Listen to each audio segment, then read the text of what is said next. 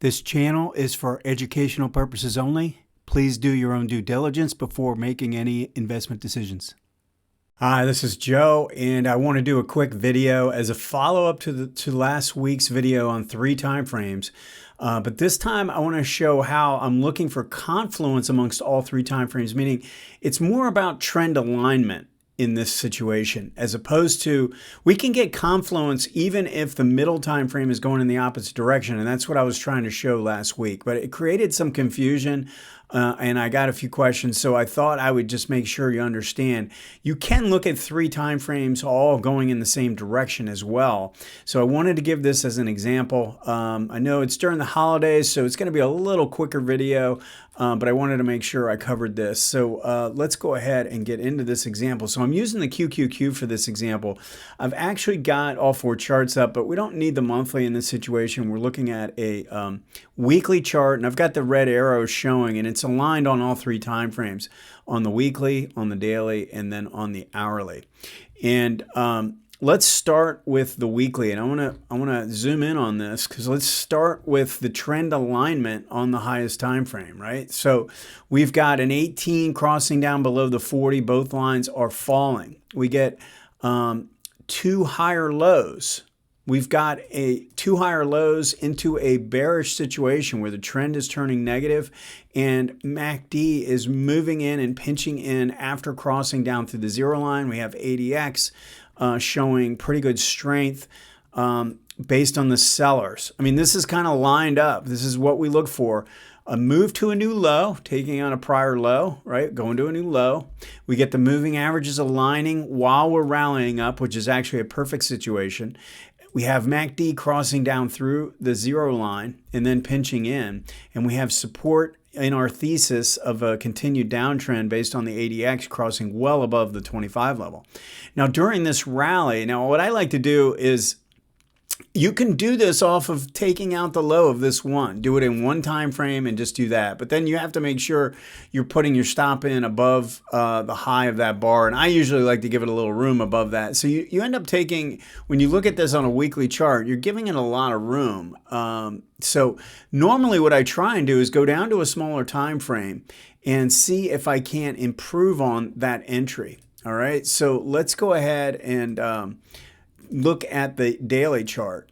So the trigger takes place. So let's just see where the trigger actually takes place in early April. All right, so early April, and that happened via a gap. If you notice, we have a gap on the daily chart. We have this kind of gap down.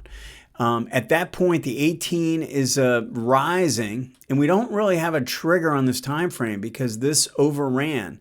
Now, the one key thing here is even during this rally, which looks like a strong rally, we don't have any strength in the buyers. The sellers are very strong, creating a big reading. But on this one, you can see that ADX stayed low underneath 25 throughout this rally. So that's telling me that I definitely want to play this to the downside based on what I'm seeing on the higher time frame and based on the fact that I'm not showing any strength on this time frame. But the safer way to play this is wait for a pinch play or at least a retracement back up in a lower pivot high. Well, that's what's actually happening in the form of a pinch. Higher low, higher low. We get a kind of a narrow range here, and we get our pinch. And notice it happens underneath the 0 line. It's really nice. So we have 2 time frames. Let's just pull up both of these together. We've got a pinch on this time frame below the 0 line, and we get a pinch on this time frame below the 0 line. ADX is in agreement because this is strong ADX, and this is weak ADX, showing that the rally was not strong. So we've got kind of everything we're looking for, and we've got a pinch play here and a pinch play here. Now, you could obviously take this, taking out the low of this one single bar, right? If we take out the low of this bar, we have a signal. But what you could do is go down one more time frame. And just to confirm, right, you're moving here and you create this little ABC-ish type of a pattern, and then coming down through here. So if you notice, we've got a 0 line reversal pattern. This is not overrunning the 0 line. This is basically failing at the 0 line. So you could do it one of 2 ways. I mean, a lot of times when I see it play out like this, where the 18 hasn't crossed above the 40 and I don't have a trend line, I'm going to wait for a move down and a move back up and a test. And then when it comes back down through here, through this 340 level, I've got a trigger on this time frame. So I'm getting a trigger here. It's not that late compared to where this trigger would be. It's basically the same, but it's confirming evidence. I'm getting confirming evidence. Now, if you really wanted to play it as a 3 time frame pinch, the pinch play here developed back here. And yeah, it overran a little bit, but the reality is that that is a signal that developed after kind of 2 bars down here. Normally, if I'm going to play it like this and I've got 3 time frames involved and I know I've got a pinch here and I know I've got a pinch here, the only thing I'm doing here is just waiting for a quick trigger, opposing trend type of a trigger. I'm not being all that fancy with it. You don't need to be, because you already have the 2 higher time frames working in your favor in this instance.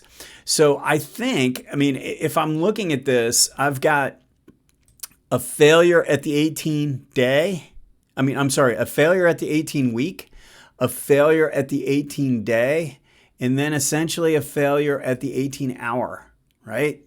This was rising and then flat, and then when we rebroke that line, okay, in the form of a ABC-ish type of a pattern, and we rebreak that with the 0 line like this, and no sign of strength in the buyers, then I think we have a really good entry point and a trigger for this signal and this signal. All right. And so what I talk about in the book is if you play off of this time frame like that, right, you can use tiny risk here and play for a target off of this time frame. If you really want to play it out, you could play it that way, and you could go for 7-1 or 5-1 instead of just 2-1 or 3-1.